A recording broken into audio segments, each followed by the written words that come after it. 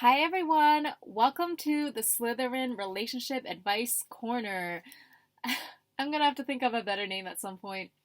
Slytherin Advice Corner in general, though, because it's not just going to be relationship advice. I am going to be doling out a variety of just life advice. But yes, as someone who has not been in a relationship for 7 years, clearly I am the most qualified person to guide you in your relationship struggles.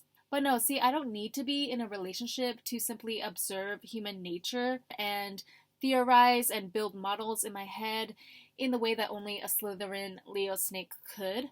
So I promise you that by the end of this video, you're going to agree that we need to add relationship advice guru to my already long list of professions here on the internet. Asian makeup reviewer, general savagery practitioner, professional screenshot taker.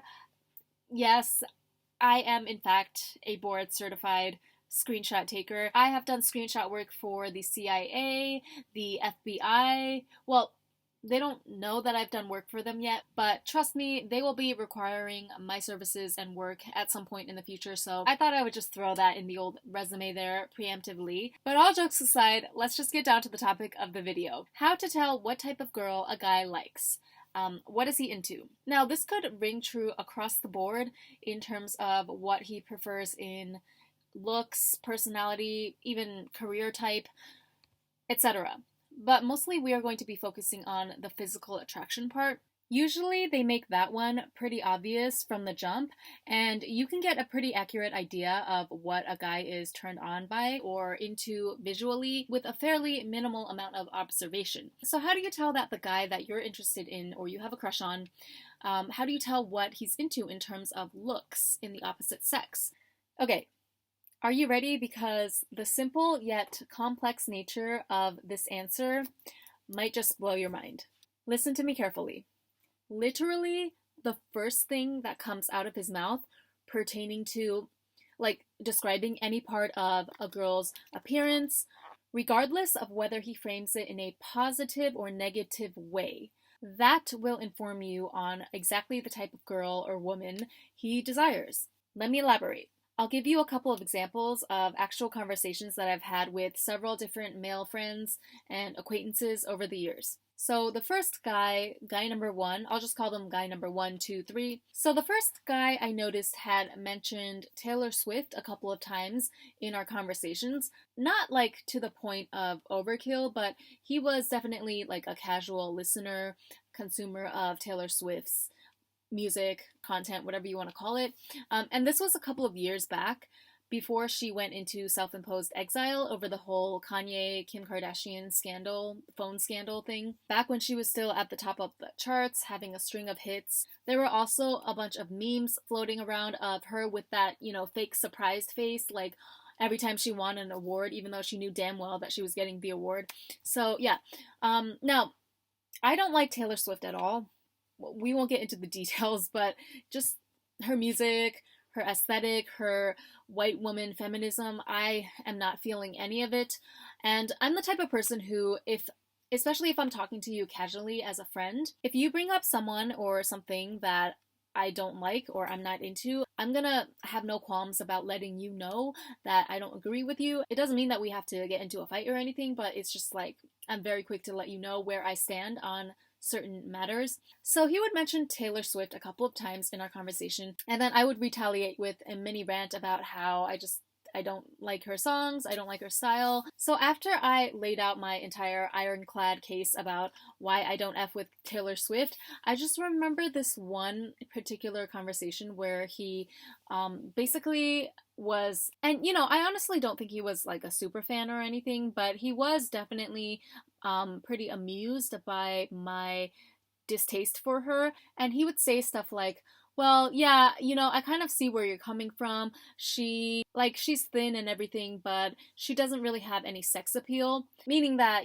she was thin, she had a svelte physique, which we know now was actually due to an eating disorder, so that's actually really sad. She did come out in her recent Netflix documentary, and she came clean about the fact that she had an eating disorder during those years. So I actually think that that's really sad. As much as I dislike her body of work and what she stands for, I don't necessarily actively hate her, and I definitely would not wish an eating disorder upon her. So anyway, that's getting sidetracked. Just to reiterate what my friend said to me, he mentioned how she was thin, but then he threw in a qualifier saying that, well, just because she's thin and she has that model-esque physique, I also recognize that she really doesn't have that much sex appeal, because back then at least she doesn't really have like womanly curves. So from this, I was able to gather that this guy was into the Taylor Swift type of woman. And not only that, he generally finds Taylor Swift herself to be attractive.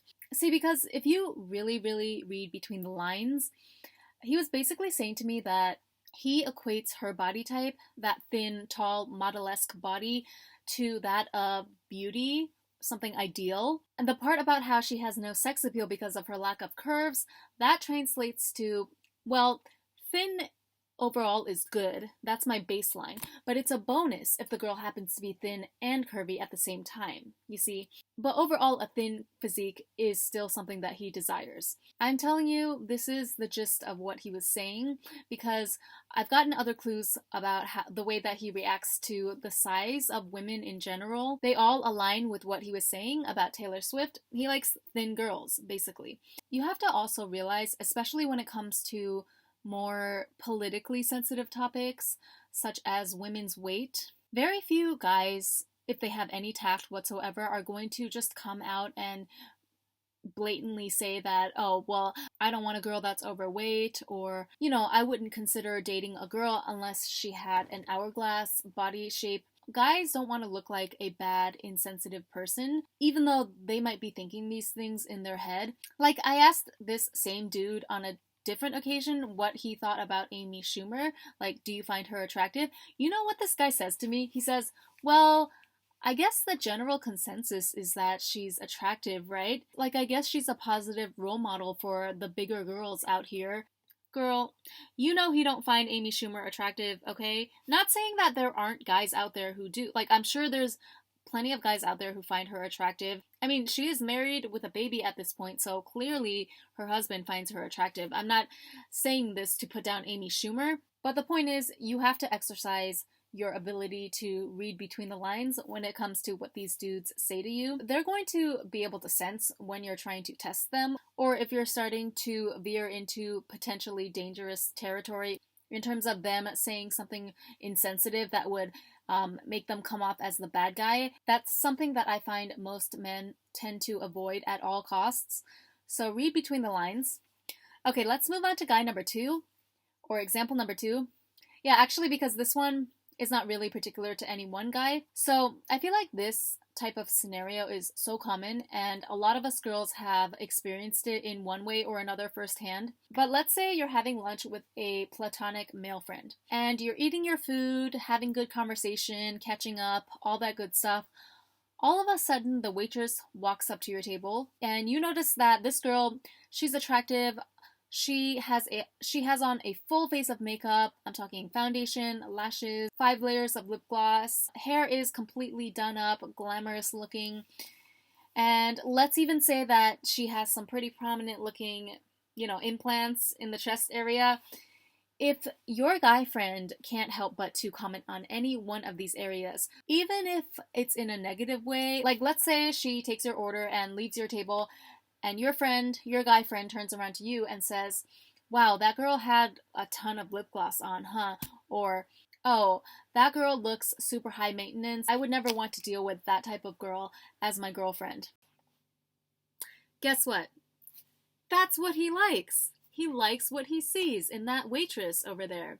He might not necessarily like the makeup itself or the hair extensions, whatever, but him going out of his way to comment on her appearance and her choice to use all of these enhancements, even though he says it's high maintenance, which they love to say that. It's code for I can't afford it, okay? Just so you know. The fact that he commented on it unprovoked means that it caught his attention. And quite frankly, he liked what he saw.